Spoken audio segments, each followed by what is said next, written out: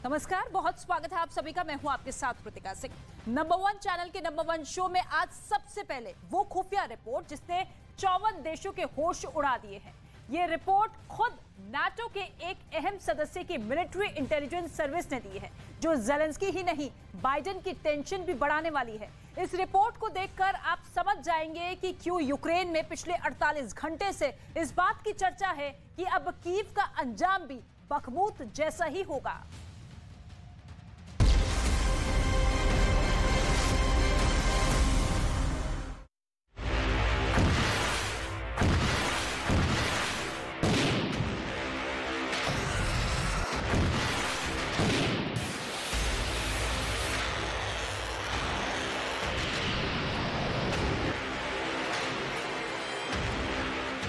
Vladimir Putin के गोदामों में इतने बेहिसाब हथियार हैं, इतने बेशुमार गोला बारूद हैं कि वो 2 दिन नहीं बल्कि पूरे 2 साल तक इसी रफ्तार से यूक्रेन पर कहर बरपा सकते हैं।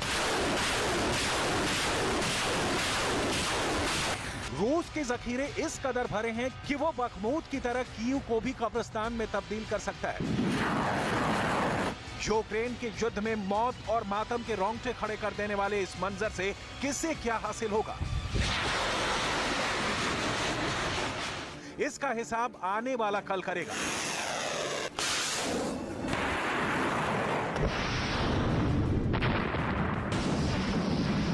लेकिन जंग के 1 साल बाद यूरोप के अहम देशों और नाटो के सक्रिय सदस्य लिथुआनिया की खुफिया एजेंसी ने वो रिपोर्ट दी है जो वोलोदिमीर ज़ेलेंस्की ही नहीं, जो बाइडेन की भी धड़कनें बढ़ाने वाली हैं। लिथुआनिया की मिलिट्री इंटेलिजेंस सर्विस के मुताबिक रूस के पास इतने हथियार अभी भी मौजूद हैं कि वो अगले 2 साल तक यूक्रेन में जंग जारी रख सकता है। बड़ी बात यह कि रूस को हथियारों या गोला बारूद के लिए किसी और देश से मदद की भी कोई दरकार नहीं है।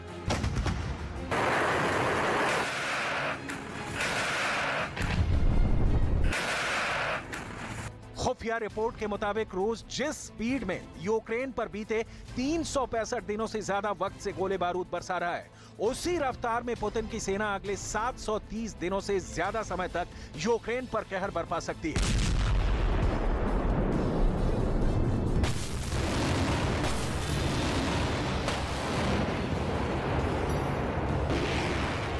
लिथुआनिया की मिलिट्री इंटेलिजेंस सर्विस के चीफ ने खुद दावा किया है कि रूस के गोदामों में इतने हथियार जमा हैं कि वो पूरे यूक्रेन में ऐसी खौफनाक तबाही मचा सकता है जिससे उबरने में अंतहीन वक्त गुजर सकता है।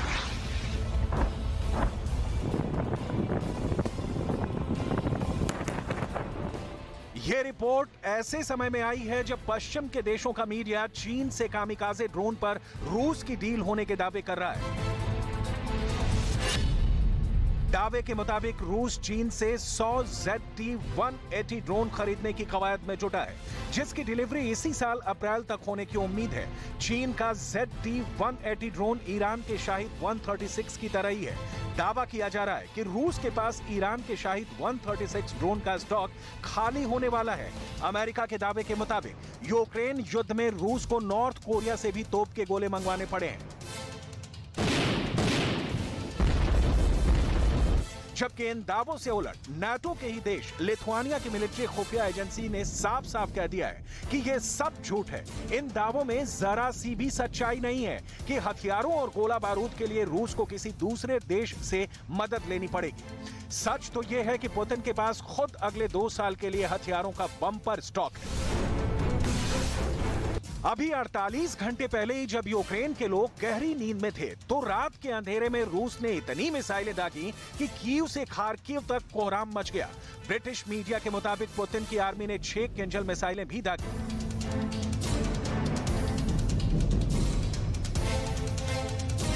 इस हमले पर यूक्रेन के प्रेसिडेंट ने क्या कहा है, वो आपको बताएंगे। अभी आपको किंजल मिसाइलों की ताकत से वाकिफ करा देते हैं। किंजल परमाणु ताकत से लैस हाइपरसोनिक मिसाइल है, जिसकी रफ्तार आवाज से भी 10 गुना ज्यादा है। इस मिसाइल की स्पीड 12,350 किलोमीटर प्रति घंटा तक पहुंच सकती है। किंजल की मारक क्षमता 1500 से 2000 किलोमीटर है। यह न्यूक्लियर पेलोड या 480 किलोग्राम के पारंपरिक पेलोड को ले जा सकती है। किंजल मिसाइल दुश्मन के एयर डिफेंस सिस्टम को भी भेद सकती है। जाहिर है जब रूस ने किंजल समेत एक साथ 80 से ज्यादा मिसाइलें दागी तो बर्बादी भयंकर हुई। ये वही मिसाइल है जिसका जिक्र कर पुतिन नाटो की कमजोर नस दबाने से बाज नहीं आते।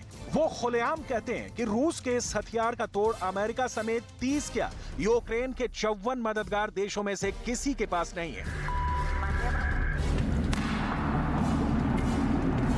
Ракети і артилерії, безпілотники і міномети. Держава – зло. Використовує різну зброю, але з однією метою, з метою знищити життя і не залишити нічого людського, руїни, уламки, воронки від снарядів у землі. Ось це автопортрет Росії, який вона малює там, де без Росії панує нормальне життя. यूक्रेन में करीब महीने भर बाद इतना भीषण हमला हुआ है। ज़ेलेंस्की ने इन हमलों में बड़े पैमाने पर यूक्रेन की रिहायशी इमारतों और बुनियादी ढांचे को नुकसान का आरोप लगाया है। बड़ी बात यह कि रूस ने भी इन हमलों की जिम्मेदारी और किंजल मिसाइल दागने की बात कबूल की है, लेकिन ज़ेलेंस्की के दावे को झुठलाते हुए इतना जरूर कहा कि उसने सिर्फ यूक्रेन के मिलिट्री ठिकानों को ही टारगेट किया, ना कि आम लोगों और मकानों को।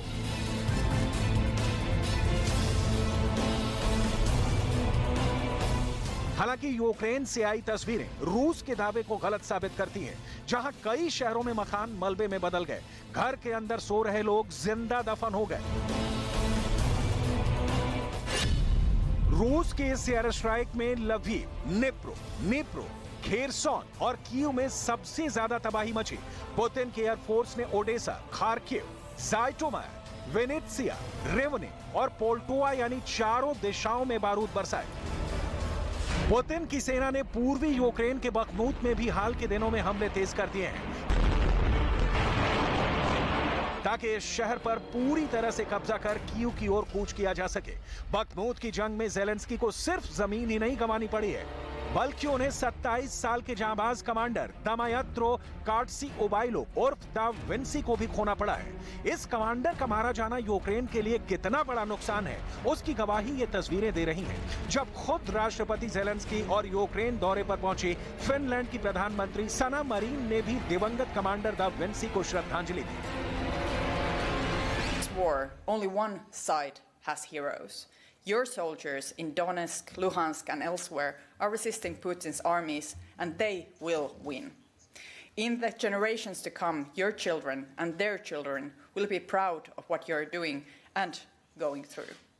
The Russians cannot say the same.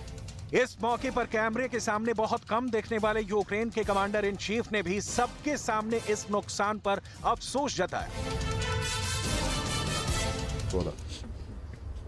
У нас було з тобою багатько планів. У нас з тобою було багатько мрій, які ми потроху реалізовували.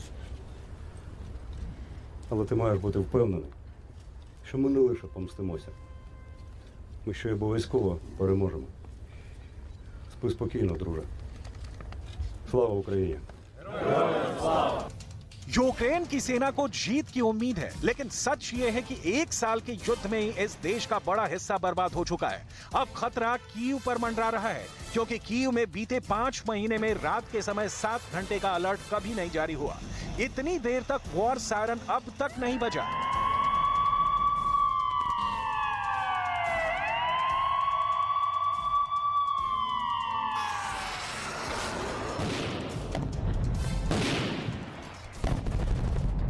खतरा इतना बड़ा है कि अब कीव का भी बखमूत जैसा हश्र होने का डर सता रहा है, क्योंकि रूस ने बखमूत को क्या से क्या कर दिया।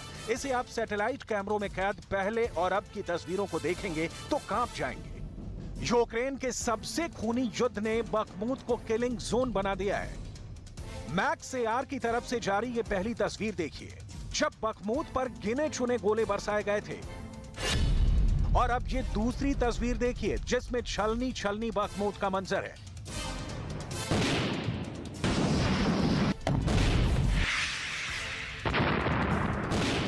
बखमूत पर कब्जे के लिए पुतिन की आर्मी ने जुलाई 2022 के बाद से ही नॉन स्टॉप बारूद बरसाए हैं। करीब 70,000 की आबादी वाला यह शहर कभी भरा पूरा और हरा भरा था। यहां मकान थे और स्कूल भी था, लेकिन अब यहां उन मकानों और स्कूलों के सिर्फ मलबे बिखरे पड़े हैं। यूक्रेन की जंग में बखमूत को पुतिन ने नाक की लड़ाई बना दिया। ऐसे में यहां जमीन पर सैनिकों ने गोलियां बरसाई तो आसमान से बेहिसाब बम बरसाए गए, जिसका नतीजा ये हुआ कि जिस शहर में पहले जहां घर थे, बागीचे थे, पेड़ थे, अब वहां जलते मकानों से धुएं का उठता गुबार डरा रहा है। बखमूत में बीते 9 महीने से ऐसी जंग चल रही है कि यहां सैनिकों की जिंदगी अब सिर्फ 4 घंटे की रह गई है। बखमूत की जंग कितनी क्रूर हो चुकी है कि यूक्रेन के दावे के मुताबिक यहां 30,000 रूसी सैनिक मारे जा चुके हैं। युद्ध अब भी जारी है, हमले लगातार हो रहे हैं।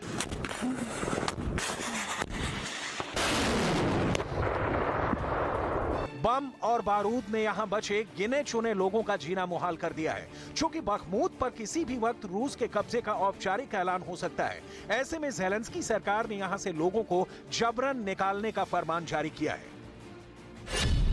यह शहर युद्ध के पहले कैसा दिखता था, वो पुराना नजारा देखिए, और अब पुतिन की सेना की धमक के बाद कैसा मंजर है, वो भी देखिए। रूस की सेना ने बखमूत को पूरी तरह से बर्बाद कर दिया है। यहां चुन चुन कर हमला हुआ।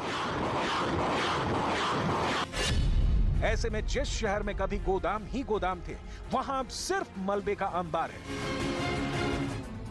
इस युद्ध में एक तरफ ज़ेलेंस्की है, जो नाटो से टैंक, लड़ाकू विमान और गोला बारूद की जल्द से जल्द और ज्यादा से ज्यादा सप्लाई की मांग कर रहे हैं, और दूसरी तरफ पुतिन है, जिनके बारे में खुद नाटो का ही देश लिथुआनिया कह रहा है कि उनके पास अभी भी इतने हथियार और बम बारूद है कि वो अगले 2 साल तक आराम से यूक्रेन पर आग बरसा सकते हैं।